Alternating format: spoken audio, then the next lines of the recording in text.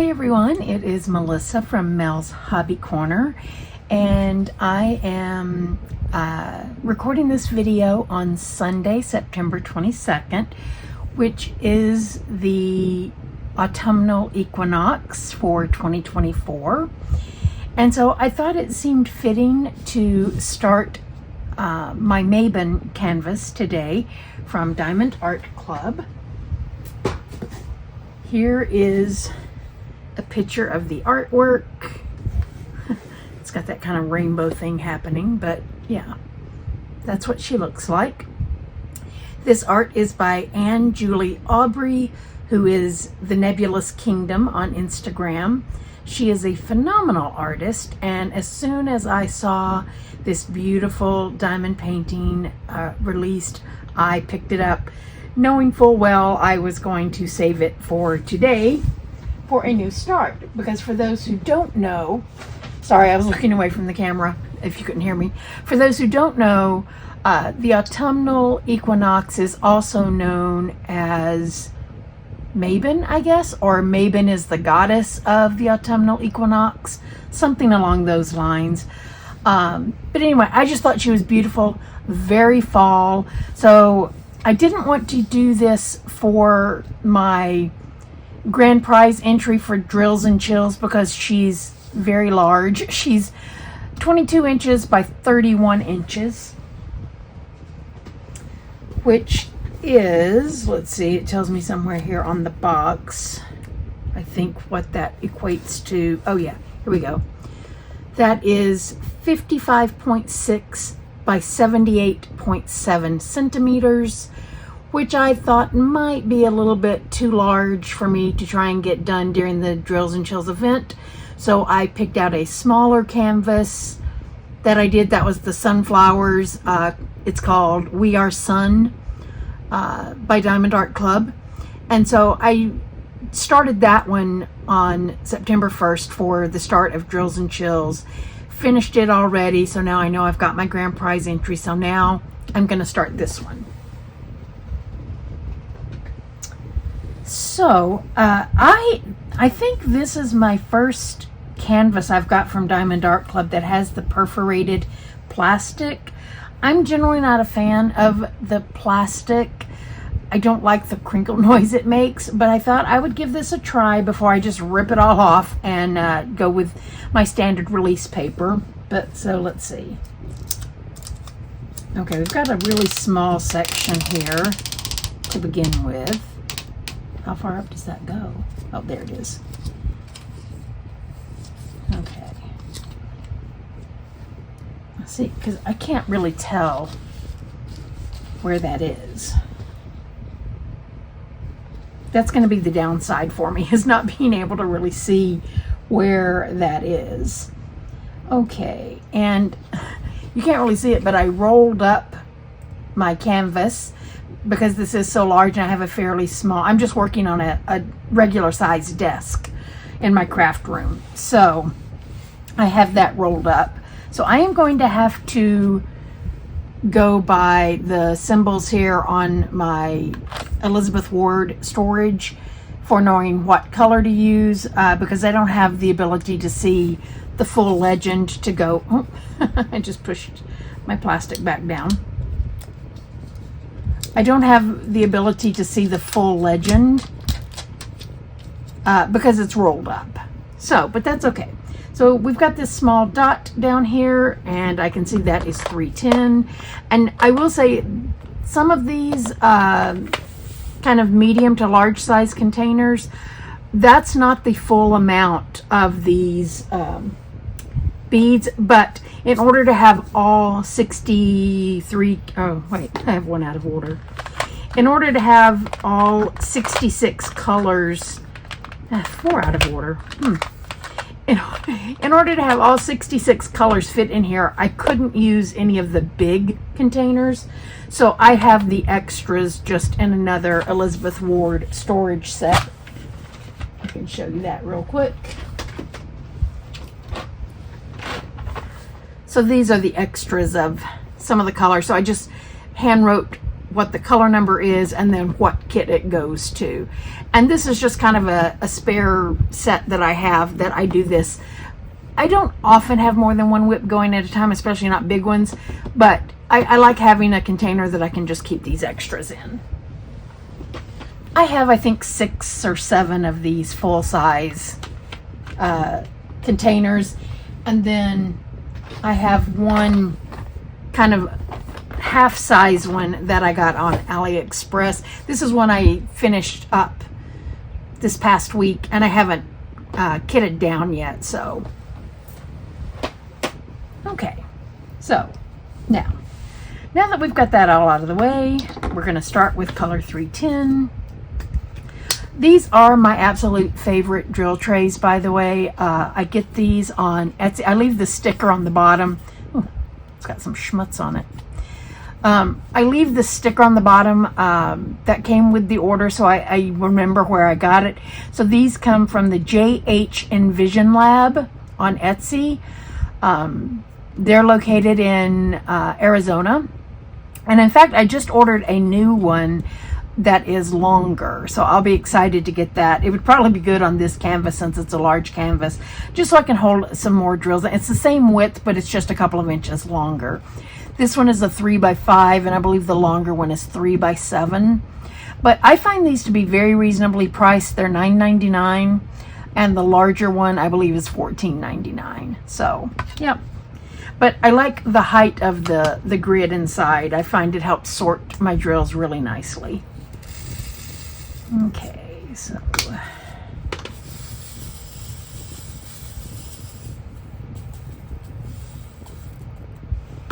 there we go. Now again, I'm having a hard time seeing where that plastic ends. I may end up having to use some washi still anyway. So, I'm not very good at these WIP and chats because I haven't really done a lot of them. I'm not really sure what to talk about. So I guess I will just start by telling you all a little about me. I did do a WIP and chat a couple of weeks ago when Drills and Chills kicked off, but it was a tag video about fall and, you know, Halloween. So you didn't really get to know a lot about me, and I know I've got some new subscribers who are diamond painters and don't necessarily know me as a cross stitcher or card maker, which some of my subscribers know me from those arenas. I recently, due to some health issues I've been having, I recently consolidated my life down, my online life, I should say, down to just one YouTube channel, one Instagram account. I closed down 2 blogs, closed down another YouTube channel, closed down an Instagram account, you know, just because life was just, it was just all too much with the health issues I was having. So now everything is under my main Mel's Hobby Corner. And yeah, I guess that's all I have to really say about that. But anyway, a little about me. I am, shockingly to me, 60 years old as of this year.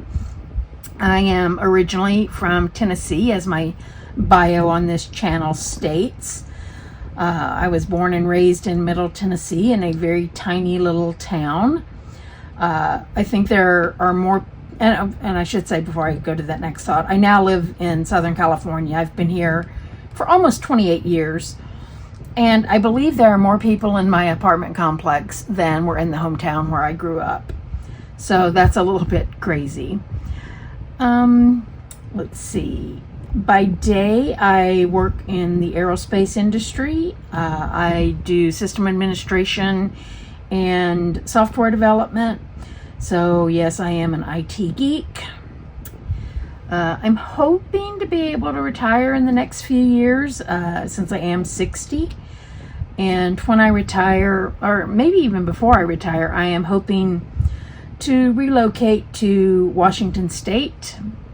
I have really good friends who live up there, and they're really actually more family to me than my biological family. long story that I'm not going to go into, but I don't have a very good relationship with my biological family. And so the friends in Washington are kind of my family of choice. And so, when I'm retired, I kind of want to be close to them, versus living here in Southern California on my own. I don't really have any family or super close friends here. And so, I don't want to spend my retirement that way. Not to mention the insane cost of living here. I mean, I realize the cost of living is bad everywhere, but it's just horrific here in Southern California. Anyway, so as for crafting, I started doing needlework when I was 8 years old. My grandmother taught me how to embroider, and I quickly thereafter, within the next year or so, picked up cross-stitching. So I have been doing needlework for over 50 years. And diamond painting is in many ways very akin to needlework to me. I always jokingly say that diamond art is kind of like what you would get if paint by number and cross-stitching had a baby. Because it does kind of feel that way. And then card making and paper crafting, I picked that up, oh my goodness, 2002, I believe, somewhere along in there. My best friend was a paper crafter. She did scrapbooking and card making and that sort of thing, and she would send me homemade cards, and I just thought they were so pretty, and I decided I wanted to learn how to do it. And so some of these look like squares and some of these look like circles. Ooh, it's really hard to tell the difference on some of them. And this is when my 60-year-old age comes into factor as I pull out my readers. Let's see. Okay, yeah, that is a square. These are circles. Oh, where was I? Oh, and that's on the plastic still. So I decided I wanted to learn how to do card making, and since my best friend lives up in Washington State, I found a close to my heart representative who lived near me, and I started going to classes at her home and learned how to make cards. Ooh, that's really bad. I had those off. And I did that for a couple of years, I guess, and then just started, I stopped going to her classes and just started making cards on my own versus, following what she had created for the class. I found that to appeal to my creative side more than just making someone else's design. And continued doing that for several years and ended up being on a few design teams for some card or stamp companies, and did that for quite a while.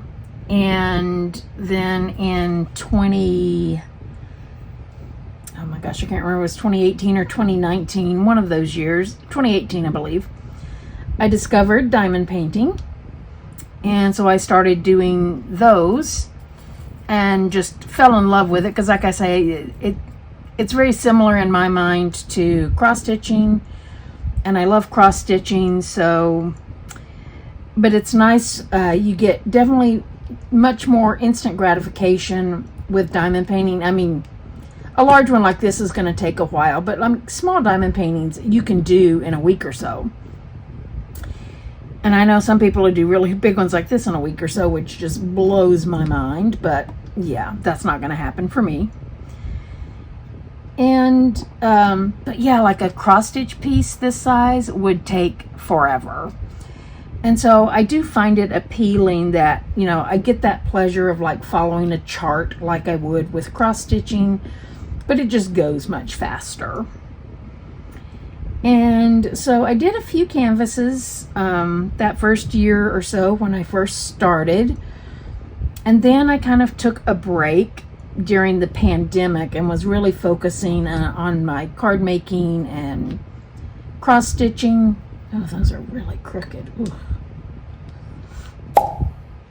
And then this year in 2024, I kind of found my way back to diamond painting and have just been really going gung-ho with it since kind of refinding my love for it. And it actually came at a really good time because with the health issues I've been having, sometimes cross-stitching can just be a little bit of a struggle for me. And I just don't have the mental cycles as much for following the chart as closely as you have to with cross-stitching. And the same thing with my card making. The mental fog I'm having with the health issues just makes creativity for doing something completely original just really difficult right now. So diamond painting has been quite the blessing for me right now. It lets me, express my creativity, but at the same time, it doesn't overwhelm me like some of my other crafty hobbies and endeavors. So, and as you can see, yes, I do love the multi-placer. I'll use the single placer when I have to, like here when I have just this one loon little. I guess I could have done these two at the same time, but I definitely love using my multi-placer. My favorite size is a 6. I think it says it on this side, if I hold it the right direction. It's my favorite, and I will do anything from 2 all the way up to 6 with it. I just find if I go with the larger multi-placers that I just have a really hard time getting my drills straight and lined up properly. But up to a 6 I can do okay. I generally do 5 at a time, even though it's a 6 placer, just because I find I still have better control with doing 5 at a time than 6 even. But I like having that option to do 6 if I want to do 6. So that's why I use the 6 placer instead of the 5. Okay, let's see. What else can I tell you about myself? I am a true crime junkie. A lot of times when I'm diamond painting, if I'm not watching WIP and chats or something like that on YouTube, I will be watching true crime. Well, I'll have true crime on the TV, listening to that, or true crime podcasts. And I have kind of been a true crime junkie since before it was cool, I always like to say. I mean, I can remember watching Forensic Files back in the 90s. So, yeah, it's been something I have really enjoyed for a long time. Let's see now where... Okay, I'm up there. I'm definitely going to have to do some washi or something. I'll continue using it this way for this video, but yeah, I'm not a fan of the perforated plastic just on its own. I need some way to see where I'm at better. Okay, I think that is the last... Let's see, where am I going up to? Oh, no, here's a few circles right here up at the very top. Let's get those in, and then we will be ready to change colors.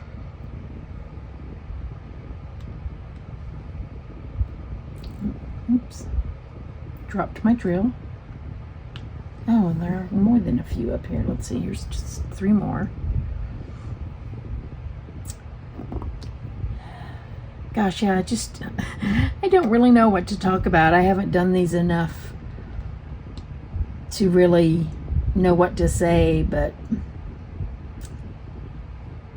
okay, change colors. Let's see, some of my favorite YouTube channels for diamond painting that I enjoy watching are Katie from Diamonds and Washi, Lindsay from Emeralds and Fairy Dust, Teresa from Diamond Painting with Tita. Oh, I can't think of her name, her channel name right now, but Shay. Daphne from, I think that's her name, from Diamond Painting Anonymous. I enjoy her channel. Okay, let's see. My next symbol is a dash.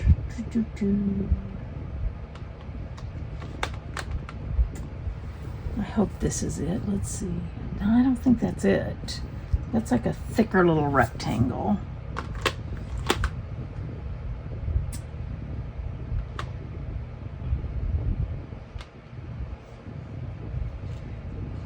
I'm not seeing anything I think really looks like that symbol in my storage over here.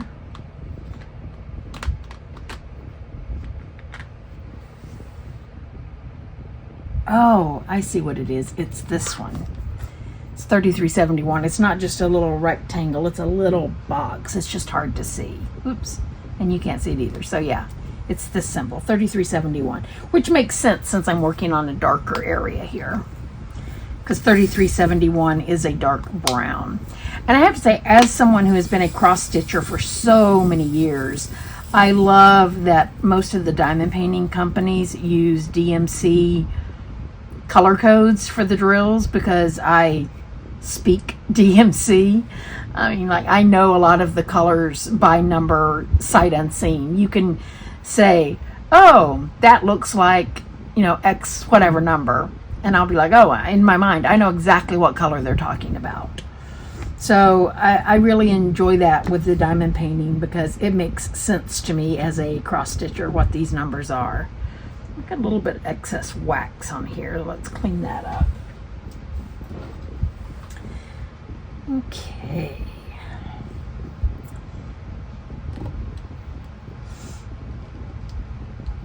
So a few, I guess, I'll share a few fun facts about me as I'm still painting here. Like I say, I grew up in Tennessee. I went to university in Nashville at a small private university. We had about, I don't know, maybe 2,500 students at the time I went. And I only went there for a couple of years and then just decided it wasn't for me, that particular school. It was a Christian university, and I just found the rules a little bit restrictive. Even though I was, you know, a church-going girl, the rules were just even far more restrictive than what I was interested in. Not that, you know, I was looking to be crazy or anything, but, you know, it was a little ridiculous to tell me as a 20-year-old person I needed to be back in my dorm room at 10 o'clock at night. So from that point, I ended up, you know, transferring out and went to a state school, and went there until I dropped out to get married. And I did eventually go back in my 40s and finished my degree, which almost in a lot of ways felt like restarting, because other than my general education courses, all my computer classes were just meaningless at that point, because the technology had come so far and the programming languages I had learned in the 80s were basically all archaic at that point. And so I started back to school when I was 46, and I actually finished my bachelor's degree the year I turned 50. So yeah, so I will say, oh, I just dropped it. Where did it go? There it is. So I will say that to encourage anyone else out there who might be in my position, who for whatever reason had to drop out of college, you know, at their traditional college age years. It is absolutely never too late to go back and get your degree if that's something that you're interested in.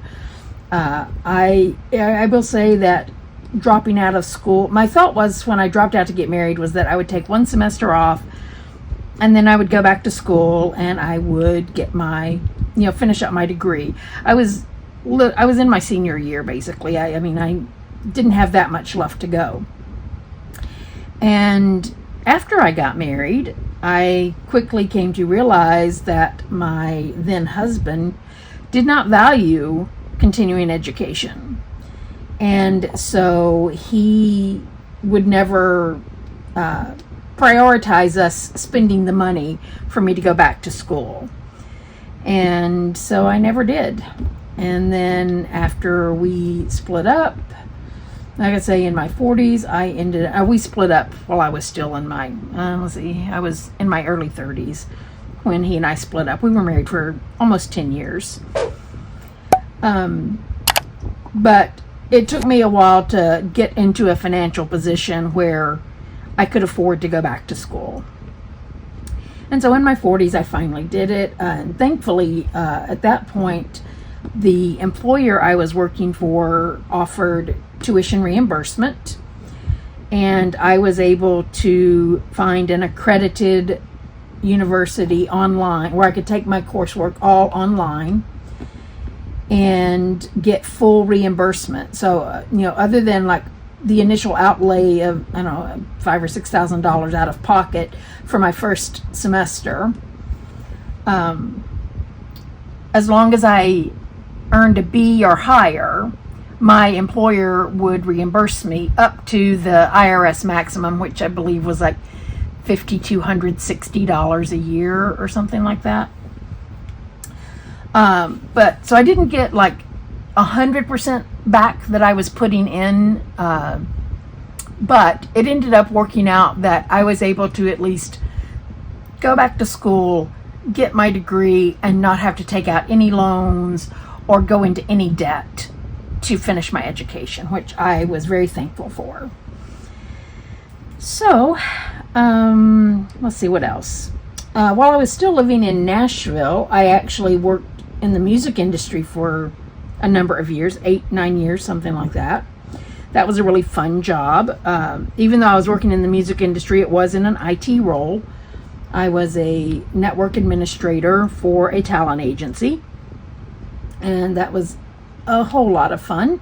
Got to go to a lot of country music concerts, and even some that weren't country music, because the company I worked for was a worldwide agency, and so they represented a lot of different artists, and not even just music. They, had motion pictures and literature. They were a full service agency.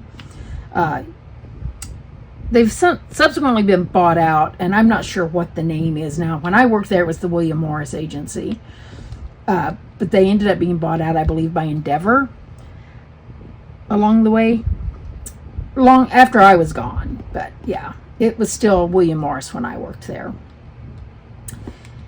But then when I moved out to California, I ended up deciding to go back more towards what my education background had been, which was, programming, computer science, and aeronautics.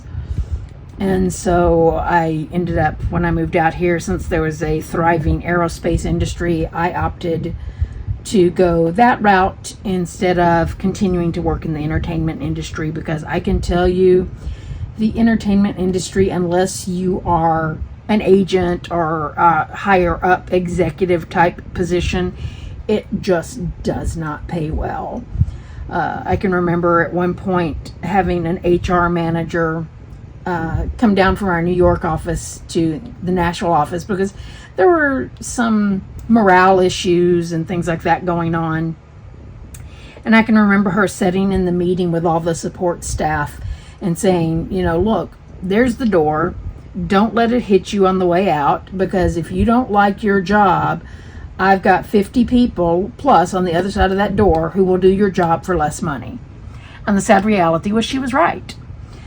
People would do almost anything to get their foot in the door in the music industry in Nashville. And so, and I don't want to say we were abused employees, but I mean, the agency knew that and they took advantage of it. They didn't have to pay well because, at the shake of a hat, they could have somebody new. So I ended up just deciding that wasn't for me. I decided I wanted to work in an environment where I was respected and paid for my efforts and that sort of thing. And so I have been with my current employer for almost 28 years. I mean, it's the only employer I've had since I came to California. And it's a great company to work for. They historically make the best employer, mid-size employer lists from, I believe it's Forbes, who puts that list out every year. And yeah, they're inclusive, they're diverse, and yeah, it's a great place to work. Since the pandemic, I have been working full-time from home. Oops, I totally missed that row, didn't I? Oh, because I'm at the plastic. Boy, hang on. Let me fix this. Oy vey. Ah.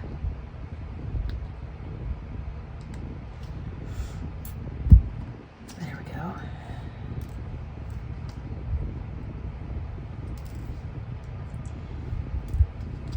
And one more to get out of there.